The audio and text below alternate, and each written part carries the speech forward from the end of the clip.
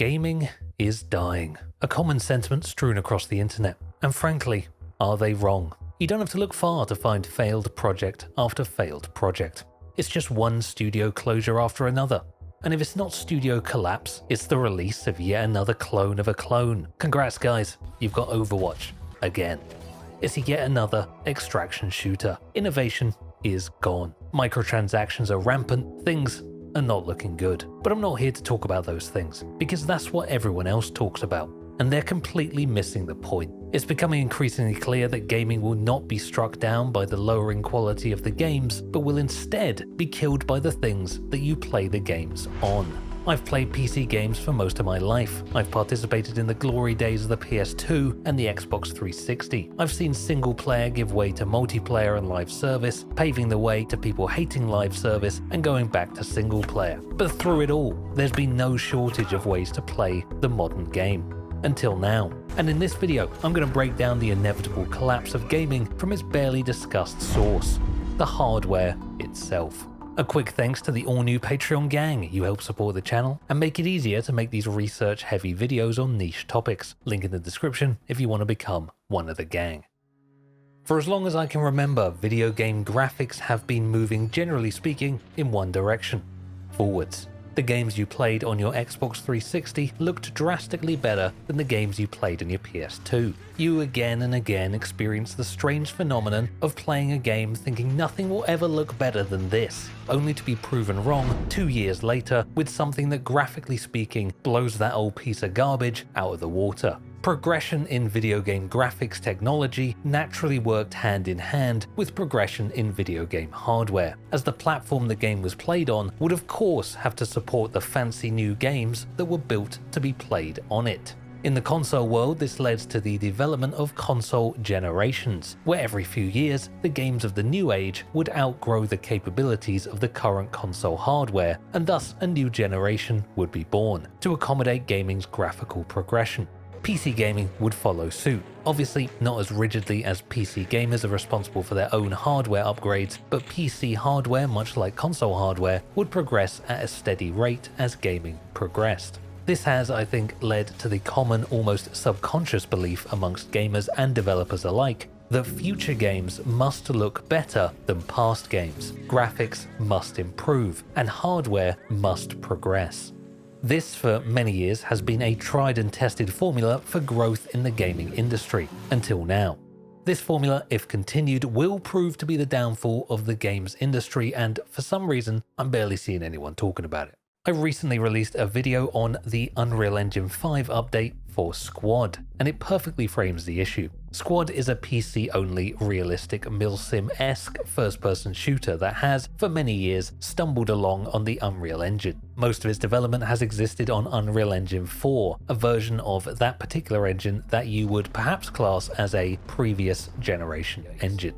Squad on Unreal Engine 4 doesn't look bad by any means, but it certainly lacks the graphical fidelity of the UE5 model. UE5 has a number of enticing graphical advances brought on by the introduction of things like nanite, ray tracing, and advancements in resolution upscaling known as DLSS, as well as the introduction of FrameGen. Now, of course, if you're anything like me and you're hooked into the development of Unreal Engine, you'll know it's practically famous, dare I say infamous at this point, for running incredibly badly. I've put an asterisk there on the script, I'll get back to that. Most Unreal games look rather impressive, but to achieve this look while also actually being playable as a video game nearly always requires DLSS and FrameGen, AI upscaling wizard technologies that help to make games run better while simultaneously making them look objectively worse. For most games, this feels like a crutch, the very presence of which almost negates the point of advancing to UE5 to begin with. Now, if you were to take to my YouTube comments, you may find many a savant citing UE5 as the soon-to-be cause of death of gaming. However, some more nuanced individuals may cite the fact that the engine itself is not the issue, but the game devs and their inability to work with it. And while there may be some merit to talk about Unreal Engine in particular and its place in the death of gaming, I think it's safe to say the engine is here to stay. And so I'll be focusing on the hardware ramifications of this engine. Coming back to that asterisk, it runs incredibly badly. What it actually does is run incredibly badly on graphics cards not made in the last 3 years. And that's because of everyone's favorite buzzword / world ender, AI. If you're on an Nvidia 40 series card or above, you get to experience the full power of DLSS, AI-backed upscaling, and FrameGen, both of which, while creating an objectively worse gameplay and viewing experience, will drastically improve performance on any Unreal Engine 5 product. So the solution, of course, to keeping up with this progressive technology is to upgrade your hardware. But here's the rub. You want a 40 series card. It's $1,500. You want a future-proof with a 50 series card, it's upward of $2,000, and you'll probably need a fully upgraded rig to take full advantage of one of those, which will only increase your expense further. Now, before we go any further, there is an argument to be made that graphics cards have always been expensive, and it's certainly true that rocking a top-of-the-line PC rig has never been exactly cheap, but it has been considerably cheaper. Here's a graphics card price comparison graph, adjusted for inflation. As you can see, top-of-the-line Nvidia cards from the year 2000 to 2020 have stayed largely stagnant in price at roughly $1,000. I remember back in the day building a PC with a 1080 at this $1,000 mark. Comparatively, card prices in the last 5 years have almost doubled. So it's not just that hardware has always been expensive, it's now extra expensive. These are hefty price tags that frankly a huge amount of people are not going to foot the bill for. Hey video game market, I don't know if you've taken a look outside recently, but the Western economy is in ruin. Many societies live in a seemingly never-ending cost of living crisis, and the graphics card market in particular has been unironically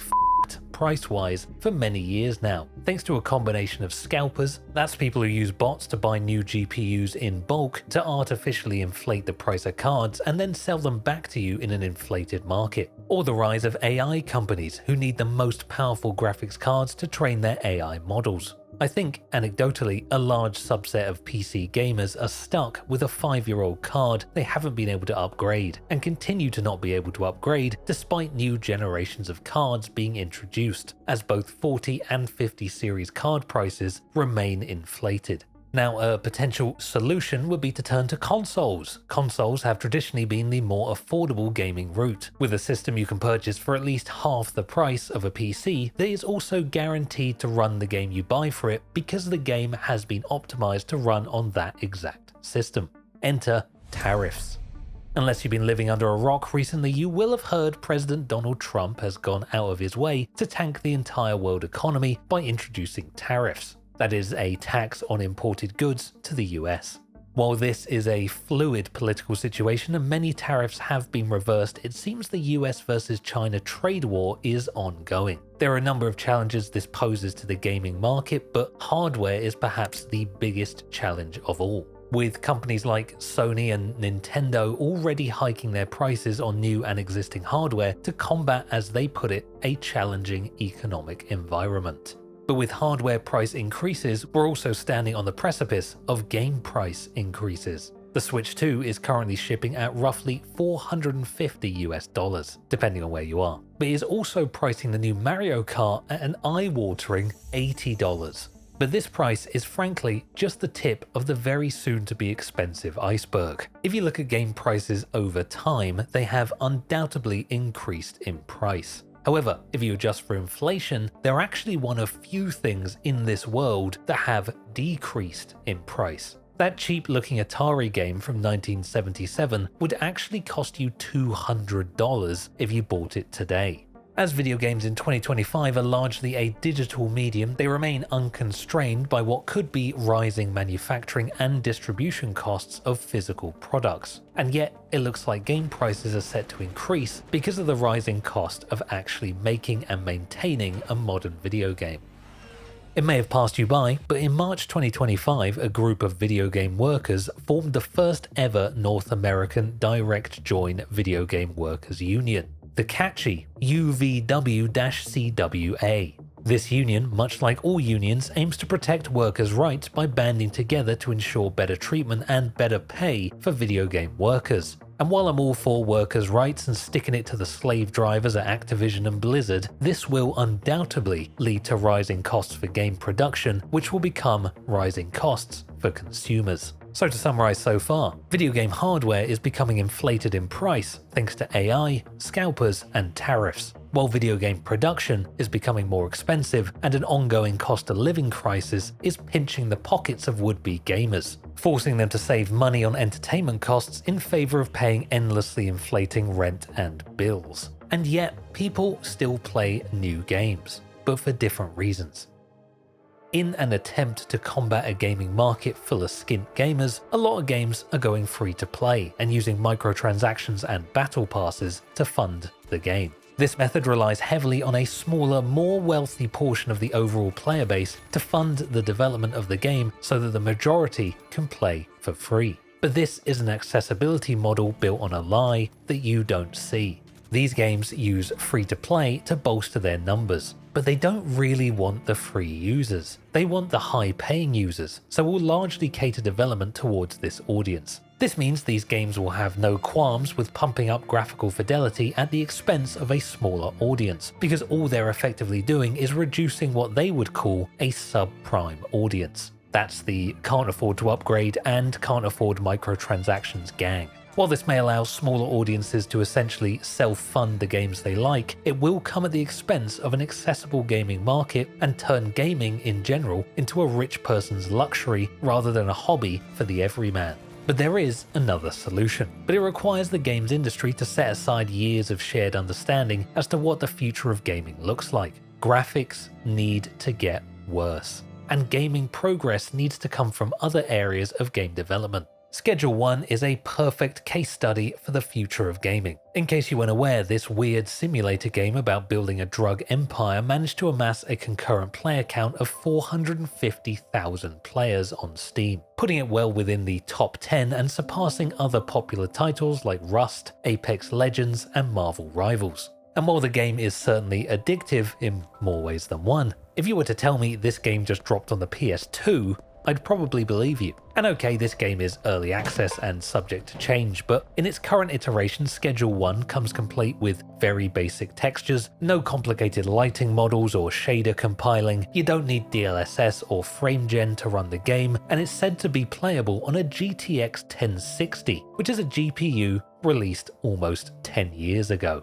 The beauty of Schedule 1 isn't found in its state-of-the-art, barely runnable next-gen graphics. It's found in the unbeatable quality of the game itself, the inherent fun that can be found from bringing your friends together and working tirelessly to become the drug kingpin of a nondescript low-texture world.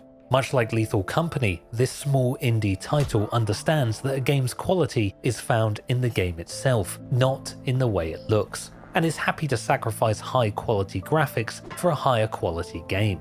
And while I'm sure most people who purchased Schedule 1 didn't think twice about the graphics or the performance, that is exactly my point. One look at the game is all you need to know that your PC can run this, and you don't need to upgrade to a $3,000 fresh gaming rig just to play a DLSS-fueled frame-gen stutterfest. And I think it's desperately time that the rest of the games industry starts taking notes. Okay, Squad is a realistic game, and maybe it can use that as an excuse to offer realistic graphics and alienate half its player base. But does Starship Troopers really need to be a photoreal UE5 project? Does Indiana Jones really need to look like this? Do we really need a stuttery photoreal Stalker? Or would pretty decent looking Stalker be enough? It's decisions like these that will shape the successes and failures of gaming's future. A future that, in my opinion, needs some very serious steps forward by finally going backwards. And if that's opened your eyes to gaming's demise, just wait until GTA 6 drops and elevates this whole thing to the next level. My mate, also called Sam, just made an interesting video covering this exact topic, and frankly, does a better job than I ever could. And he's just getting started. He also kindly sponsored this video, so please go check him out, his stuff is seriously impressive.